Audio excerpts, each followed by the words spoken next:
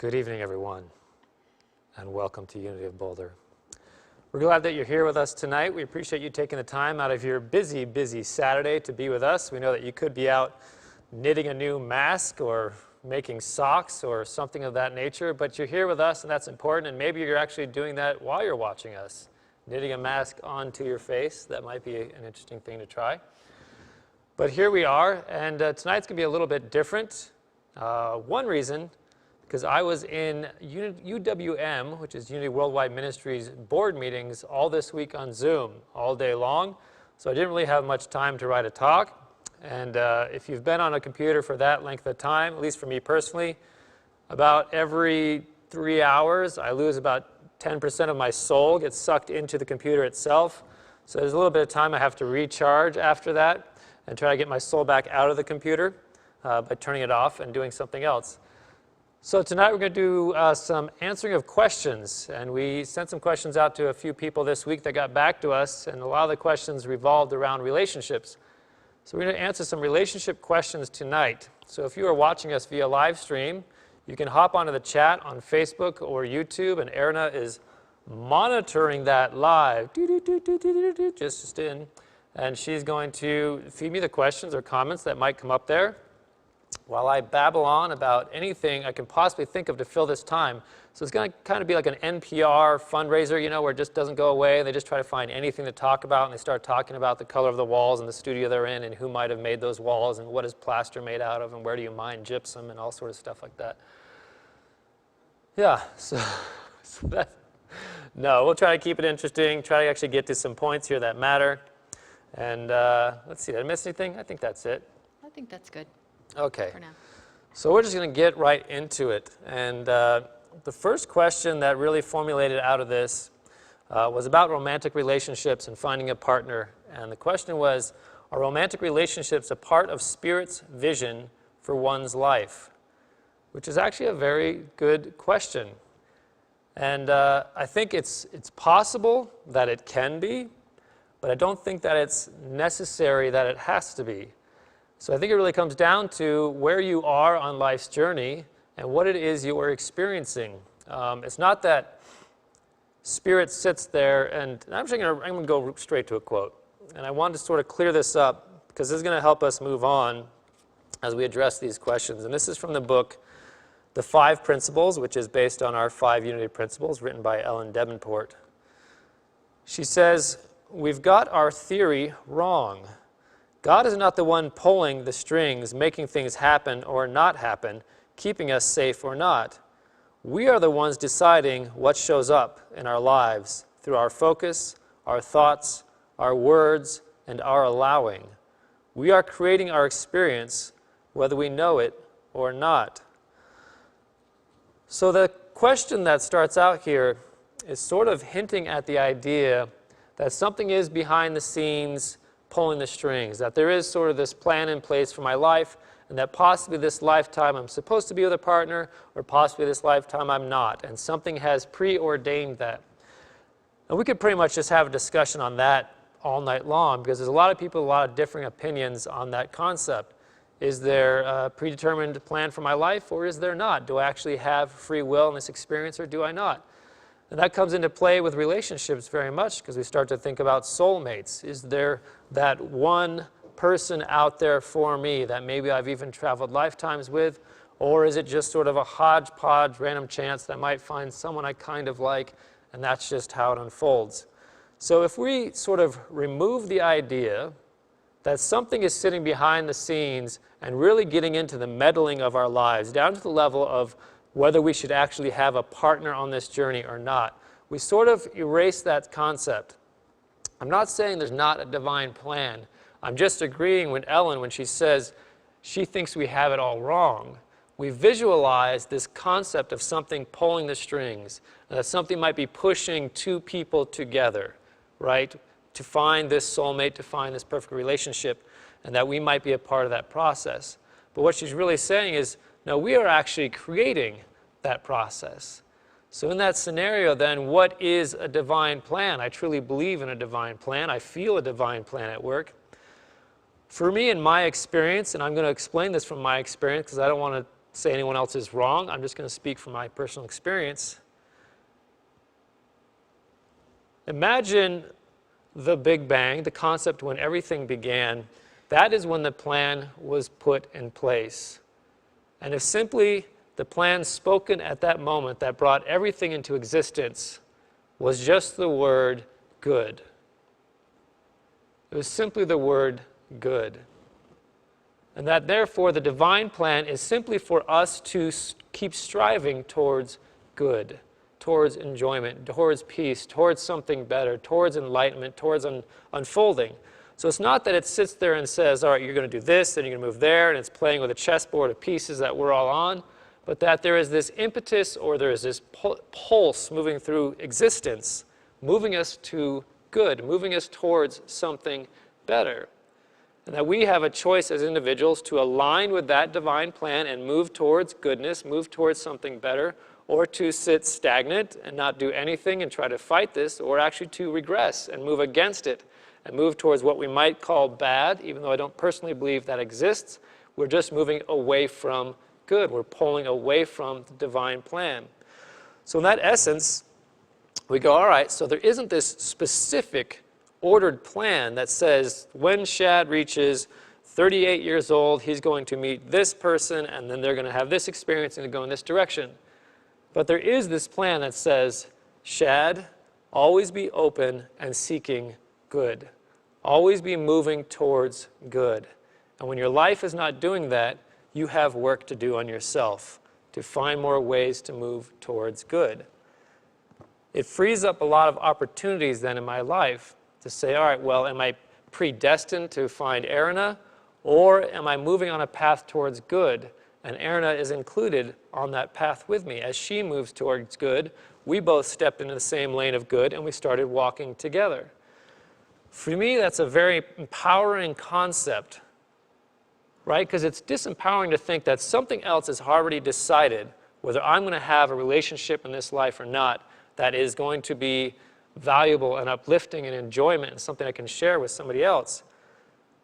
If I know that it is actually up to me to step into the flow of good or to step in the lane of good and to find other people that are stepping into that lane and then we can walk together, that is a far more empowering experience to me, because then really it's up to me to find where my flow of good is taking me.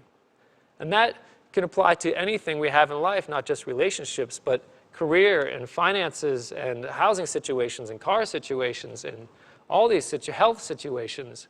We're simply trying to find the lane of good that is flowing in our lives and step into that. So if there's a relationship lane of good, that lane I can step into it, and there may or may not be a person there, but I am in the lane of good. And I'm experiencing good there.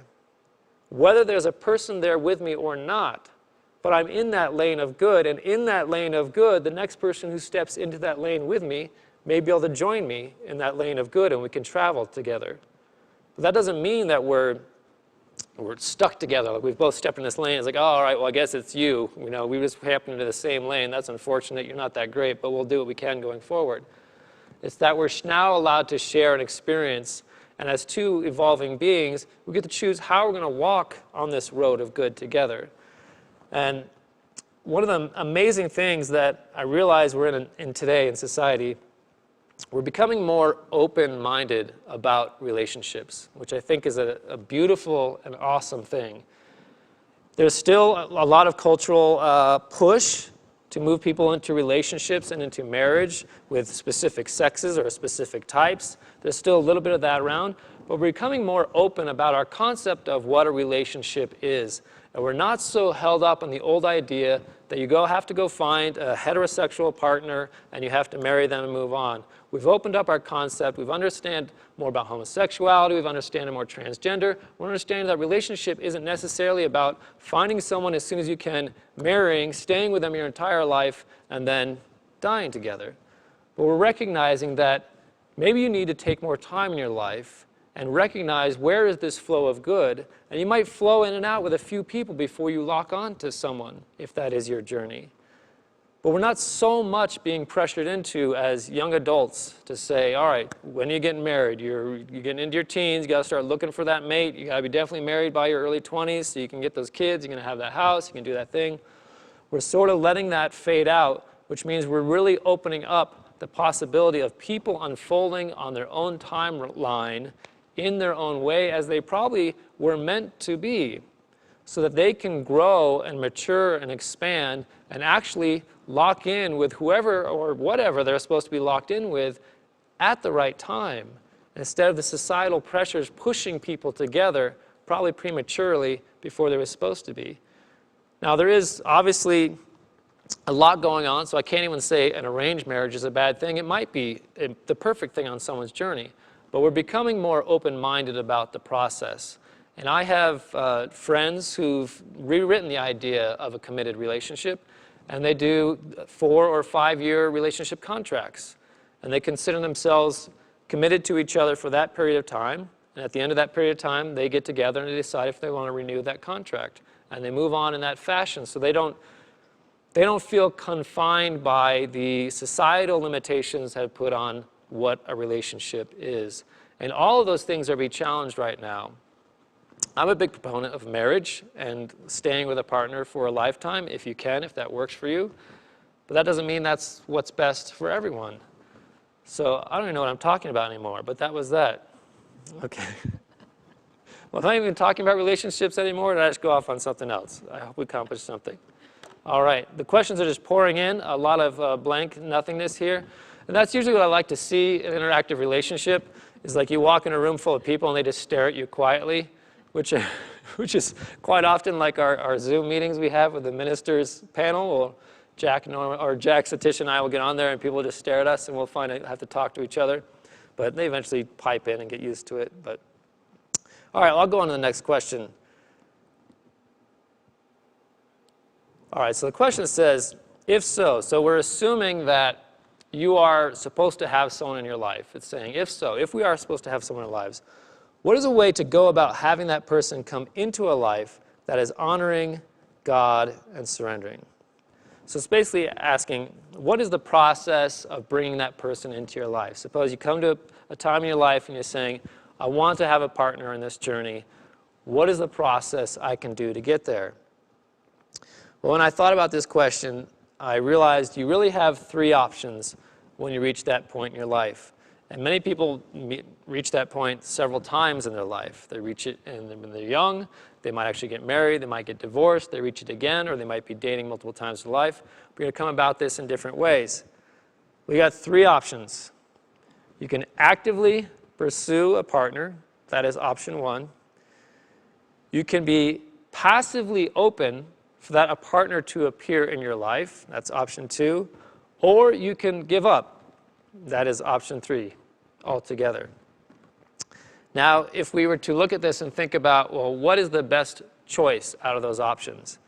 I think people in Unity would want to look for the most spiritual option. They say, oh, I bet you're supposed to passively be open and ready for that person to come into your life. But honestly speaking, I like to be real and raw with spirituality and life and the experience we're having. So I say any 3 of those is an incredibly viable option depending on what's going on in your life. There might be a point in your life where you have to give up on the idea of a relationship, no matter how much you want it. Because for some people, the struggle and the striving to find that relationship is becoming damaging to their personality and their psyche. And it becomes the only thing they're thinking of, and it's taking over their awareness and their consciousness. And it's not leaving them time to enjoy the blessings that are currently in their life. And they think, I need to have a partner in my life to enjoy these blessings with, and they forget that they could be enjoying the blessings that are currently there with or without a partner. So people will get trapped in this, and they'll turn to the show Sex and the City, and I don't think that'll help their problems. But that really is a place that people can be in. And at that place, and I've counseled some people in this area, I think it's a good idea to take a break from the concept of a relationship altogether. To say, right now, I'm not even going to think about the possibility that there is someone out there for me. It's not that I'm going to give up hope. It's not that I'm going to lose heart in the process. It's not that I'm just giving up on life. It's that I'm saying I've over-invested my consciousness into this one area of life, and there are many others that I could be utilizing and investing my time and energy into right now. And perhaps this is a sign from the universe that this is the time for me to work on those things, to actually start looking more at my inward self, to look at my spiritual practice, to look at my current relationships I have that are not romantic. All those things, and that's sort of how I've seen life, is if I'm trying to work through something and it's just not happening, and I believe in you have to push through some barriers, and those come in life. But if it's just barrier after barrier after barrier after barrier, at some point I have to step back and say, all right, there's a good chance I'm trying to push something that is not meant to give at this point in time. It's not that it's never meant to be in my life. It's just at this point in time, I'm trying to push on something that is not ready to give. And there's a reason it's not ready to give. So maybe this is my time to figure out why I'm hitting this blockade. And I've had this experience many times in my life. I've had this experience in ministry where I feel like things are not flowing and I'm hitting these walls. I'm not feeling the reaction from the audience that I'm getting. I'm not seeing the church, or I've seen this church struggling. When I was in Unity of Las Vegas, I saw that many times. We were going these cycles, and I realized I'm pushing against something that's not ready to give. And no matter how hard I push, it only makes it worse for me, emotionally, energetically, spiritually. And those are times I have to step back and say, all right, this may not be for me right now, so what is? And I have to look at what are the things that are flowing in my life, what are the things I've been ignoring in my life that I need to start getting to flow. And so when we're wrapped up in the concept of a relationship and trying to get into a relationship, if we're pushing it too hard, we either can't make it happen or we're jumping into relationships that don't serve us. And most of us jump into relationships that don't serve us. And that's us pushing against something that's not ready to give. Yeah, we got into a relationship, but it's not a relationship we should be in. So we pushed ourselves into it because we didn't do the back end work first. And maybe we should have a song. I'm getting tired of hearing myself talk. And we'll come back and I'll pick up from there. Good thing we got one ready. Yeah. When the minister's tired of hearing himself speak, cue the music.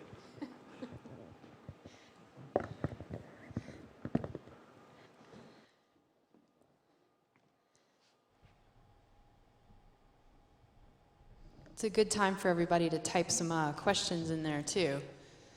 Everybody online, let's do this.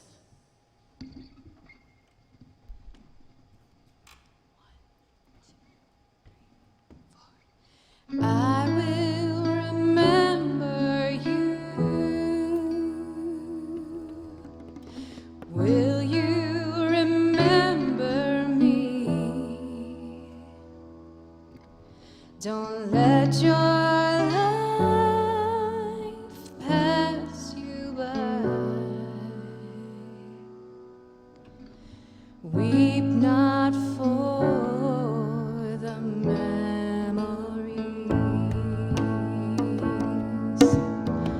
I'm so tired, but I can't sleep. Standing on the edge of something much too deep. Funny how I feel so much, but I cannot say a word. We are screaming inside, oh, we can't be heard. I will remember you. Will you remember me?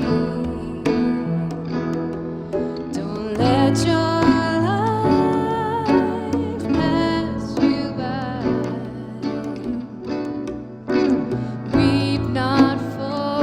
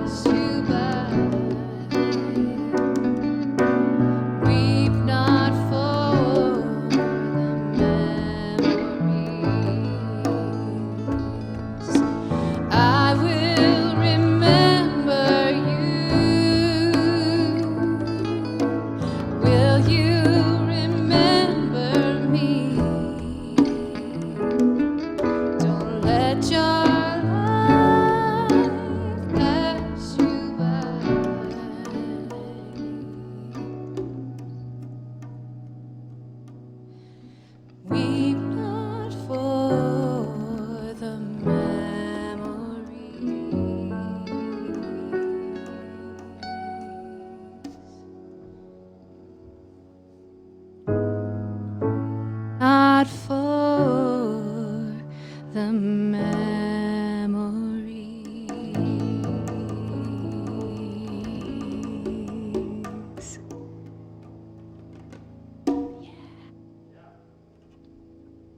It's called a false ending, crew. Come on.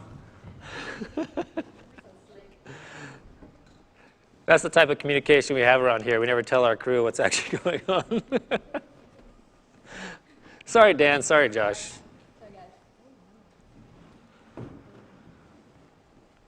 All right, so a couple things came up for me while I was listening to that song. Oh, we have a question. Hit me with a question. Okay. I've heard it said that physical attraction is God's way of pushing two people together, and you should pay attention. Should I start over? Probably. I've heard it said that physical attraction is God's way of pushing two people together, and you should pay attention to these pushes. What do you think about that?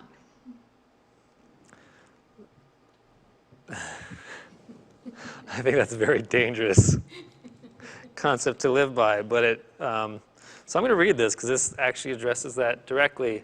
I might have to read it a couple times because his wording is a bit weird. This is from the book Living Between Two Worlds by Joel S. Goldsmith. It's probably one of the greatest spiritual books ever written, besides the book that I'll write someday, but this is a pretty good one. He says, humanly, we may have a greater affection for one than for others. That has to be because the others are responsible for it. Actually, I could not possibly give more human affection to those who are not giving it or sharing it, because they are not calling it forth. Those who call forth affection in the greatest degree receive the greatest measure of it. That, I admit, is true from the human standpoint. So I'm going to read that again. Humanly, she's talking about the human body existence, we may have a greater affection for one than for others. That has to be because the others are responsible for it. Actually, I could not possibly give more human affection to those who are not giving it or sharing it because they are not calling it forth. Those who call forth affection in the greatest degree receive the greatest measure of it. That, I admit, is true from the human standpoint. This goes back to a saying you'll hear in the spiritual circles, that you have to learn how to, let me try to get this right before I say it. If you're going to be able to receive love, you're going to have to be able to love yourself. You cannot receive love until you have learned to love yourself. So the concept he's talking about there, from my perspective, is that those that have become affection, those that have dropped into a place of affection, that have learned how to be affection, are exuding affection, and therefore know how to receive affection, and are opening up that a channel for affection, and are drawing you into the circle of that affection. I hope that makes sense, because it didn't make any sense to me. You have to become that which you want to experience, right? It's like Ellen Davenport was saying in this book. We are what are creating this experience. If I'm looking for affection in my life, I have to become affection. I have to become affectionate. If I'm lacking in affection and I'm expecting someone else to bring affection into my life to fill my lack of affection, that is a recipe for disaster. And many of us have probably fallen into that boat and recognize that is a recipe for disaster. Until we learn to become authentically affectionate, we're not going to be able to recognize what authentic affection is. And we'll be falling back into physical, sexual attraction to other people. So I have to say, I pretty much disagree with this question in the sense that physical attraction is primarily a primal state of being in the human body. It's not necessarily a spiritual spark that's bringing that. It might be a way of opening us up to move us in a certain direction towards a person, but we're going to have to go down a rabbit hole here, Shad's rabbit hole of spiritual tears, which I often bring into many conversations. Someone in the elevated state of awareness might be able to recognize a bodily attraction as a spiritual tool to move towards something.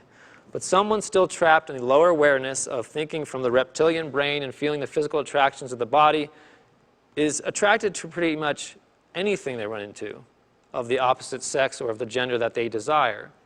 So that's not necessarily a very good compass to use in going in a direction, especially for men, as I'll speak for myself. So the bodily functions can be signs that communicate to us things we can do and move on in our lives if we are of the awareness to recognize when they are speaking to us from a standpoint of serving us or when they are just pulling us because it's a reptilian desire to move and to procreate. So this sort of brings us back to where we started earlier.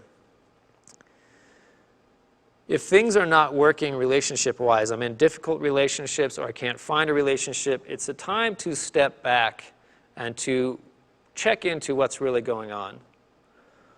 The first question to ask is, what do I want out of a relationship?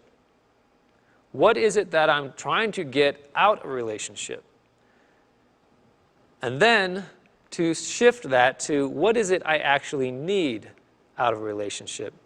Most of us are moving forward based on a want or several wants from a relationship, which come from a place of lack. Wants come from lack.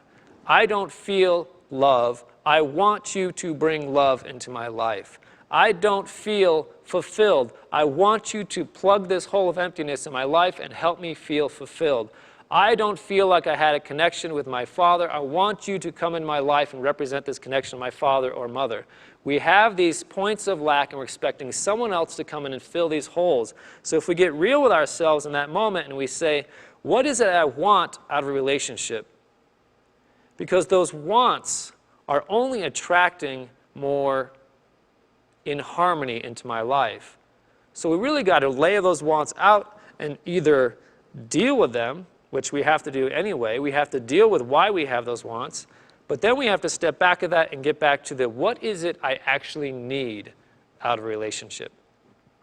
And your needs are actually going to be healthy things as opposed to unhealthy things. Wants are unhealthy things that we're trying to fill in because we haven't done the work ourselves to fill them in.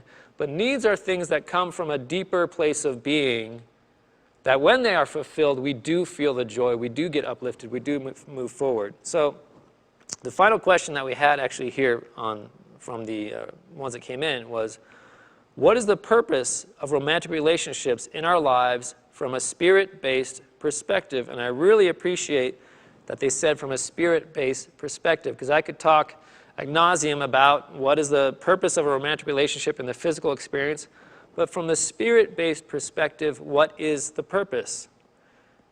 I think there are two purposes, and I'm going to sound very old-fashioned when I say this, or possibly very limited in my thinking. The first is to facilitate the process of bringing children of God into the physical manifestation. The second is to facilitate each other's spiritual growth towards spiritual awakening. That's basically it. If you're going into a relationship for something other than that, then you're probably going to experience disharmony.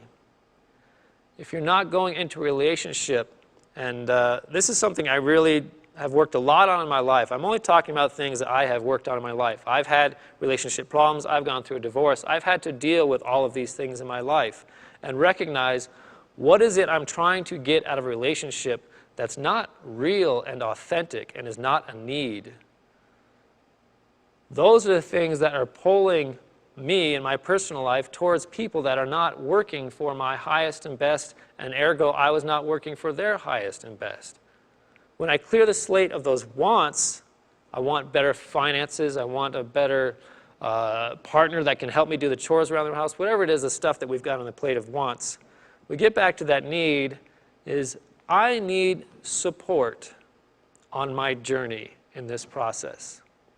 And I want to be a support for someone else on their journey and their process.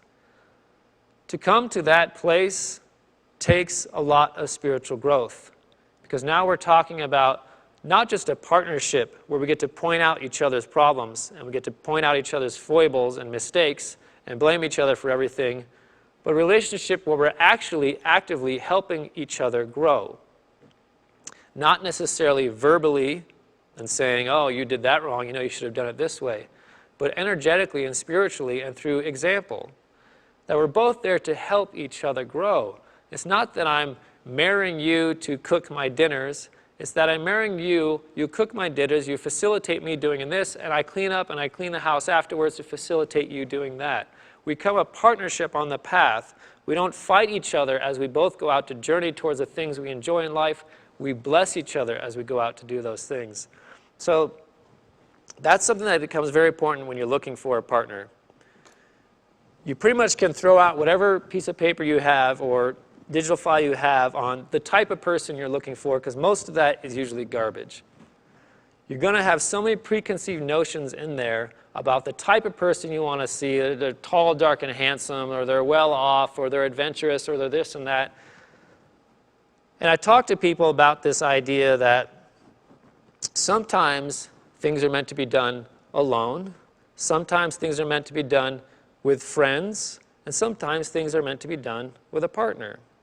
And you can't expect your partner to be all of those things.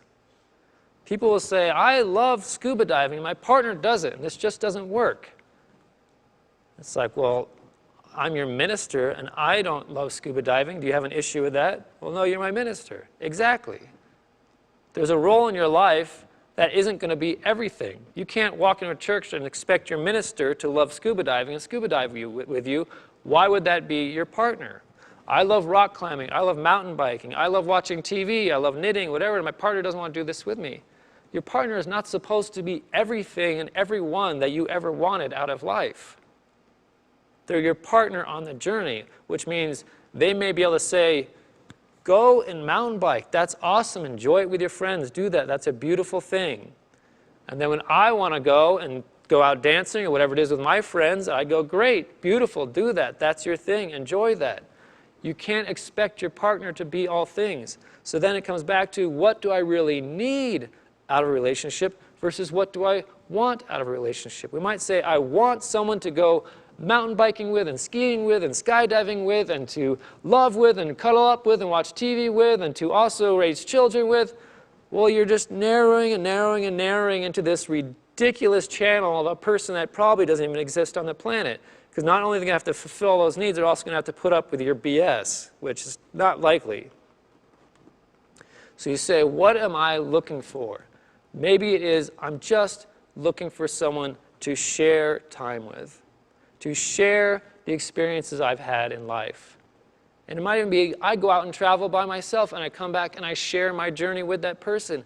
We have to completely rewrite the book on what we thought a partner or a spouse is supposed to be, and society is finally letting us do that now. It could be a person that we just enjoy sharing time with, regardless of what it is. And we've learned to give them the space to enjoy life their way as well. And there are things we come together and we do together and we enjoy together. And there are things that we both bless each other and say, that's not my thing, but go do that and enjoy it. I'm glad I don't have to jump off a cliff with you. But when you get back, I hope you're still alive and you can tell me all about it.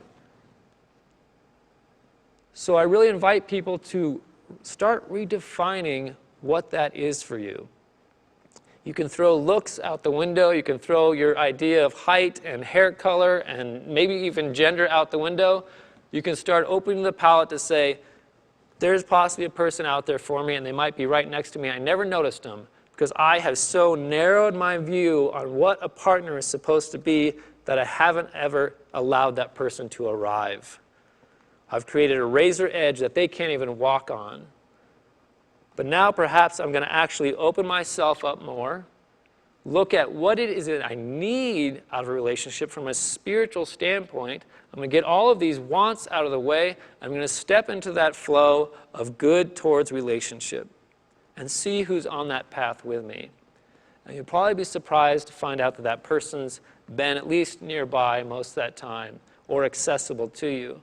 But you've been so narrow-minded and narrow-sighted you couldn't see it. Is that it?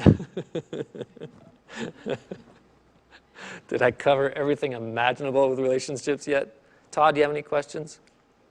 No questions. Do you have any recipes you want to share? Okay, good. All right.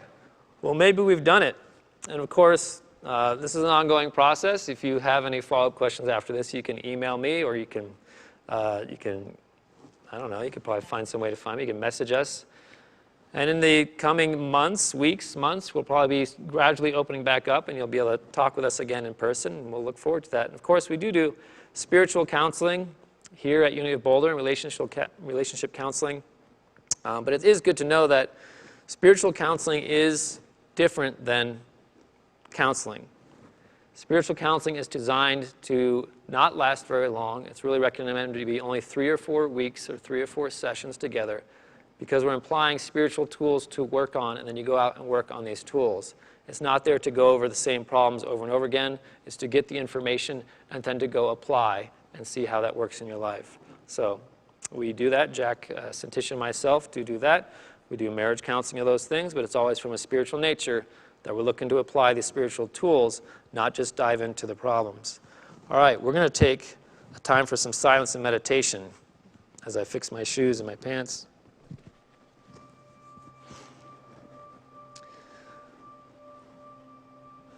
So I invite you, wherever you are in time and space, to just simply close your eyes, to let your shoulders relax, and to just drop into that heart center.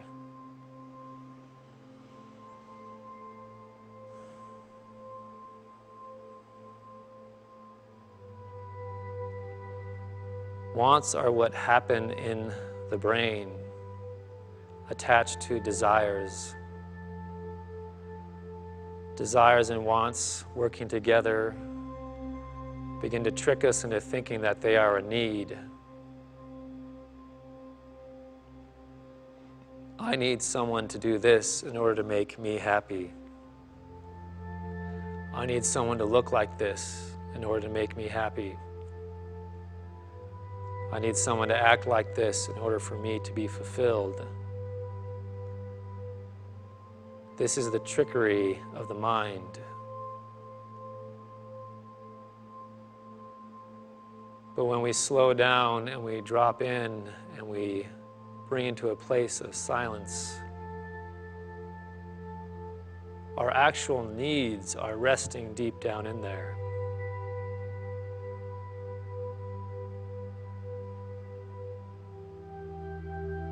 Our needs are always aligned with the divine plan, which is to grow towards goodness.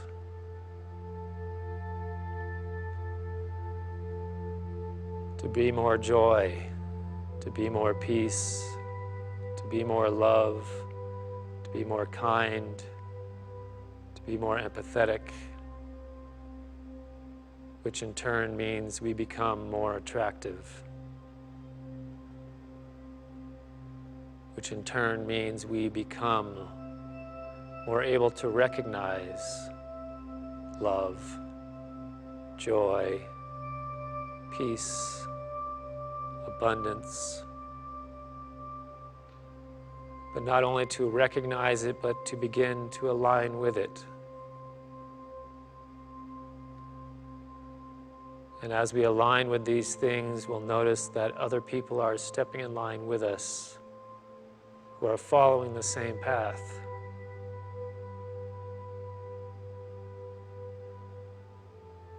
They become our friends, our partners, our guides and our teachers, and our students.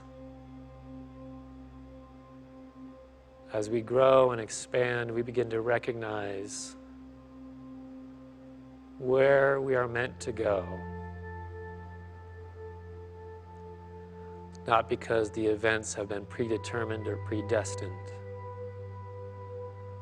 but because there is an impetus that moves us forward towards goodness if we're willing to slow down and connect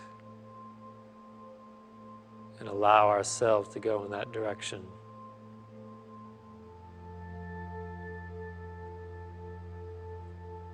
And this allows us to melt away the obstacles of worry, Because we know as long as we're moving in the proper direction, we can't help but align with those things that are also there. The proper career, the proper relationships, the proper health, the proper goals. But the process requires us to drop deeper than just the wants and the desires of the mind, the wants and the desires of the world, and the collective unconscious, to drop deeper than even our subconscious, but to drop down into that higher awareness, which is calling us forward.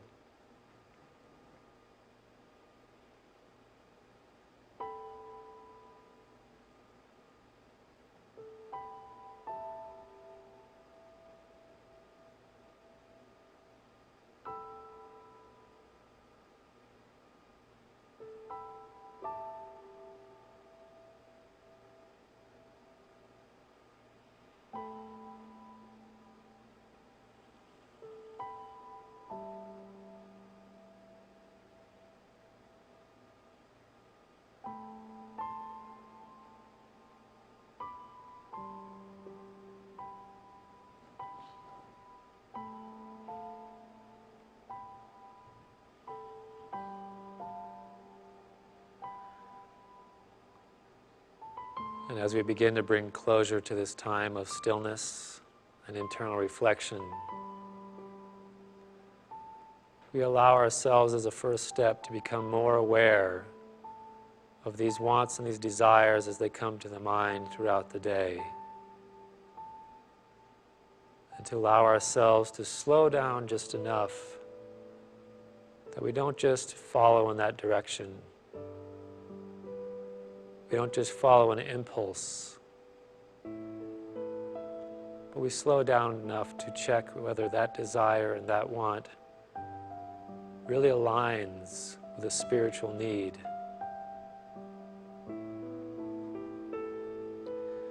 And so we take this tool and we prepare to use it tonight and through the rest of this week.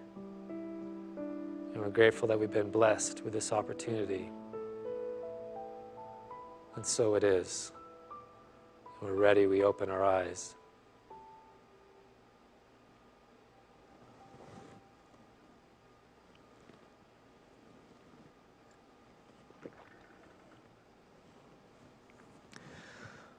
Well, I did want to say, this week, the Unity Worldwide Ministries Board did some incredible work, some intensive work that is going to really show forth in some amazing things for our movement that we call Unity in the coming years, in the coming months.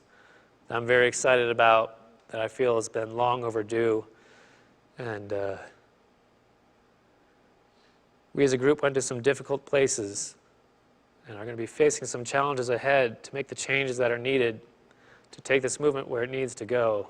But it's exciting. You're going to hear more about it as we're allowed to talk about it as it unfolds. So that's one announcement. I do want to remind you we do have services tomorrow morning. 9 a.m. is the meditative service with Jack and Norma and the Tibetan bowls, and a message with Jack. A powerful experience to meditate and tap into more of what we did tonight. Then 11 a.m. you'll have Santisha, my sister, doing her talk in our upbeat service. And oh yes, we have Mother's Day tomorrow. So she's going to be doing a talk on Mother's Day. So if you have a mother, and I suspect you either did or do, you want to be a part of that, so you can tap into that heartfelt motherly feeling tomorrow and be a part of that experience. And invite your mother to tune in with you online, wherever she may be in the physical or non-physical realms. You can still invite them to tune in and be there at 11 a.m. We'd love you to be a part of that. And we're still collecting food out on the barrels out front of our church. There is still a need for food around this city and around the world, of course. So if you can pick up non-perishable food and you can drop it off in those barrels, we're bringing it inside and we're distributing it to the food banks throughout town. And we're doing a great job. We have a lot of stuff coming in, and we're really happy about that you guys have been a part of that process. All right. I think I've definitely talked enough at this point. If anyone is still even watching, you haven't tuned out yet, you deserve a gold star. I'm proud of you. All right. Well, thank you for being here. Have a wonderful night. If you are seeking a relationship, chill out. It's okay. Have a wonderful evening.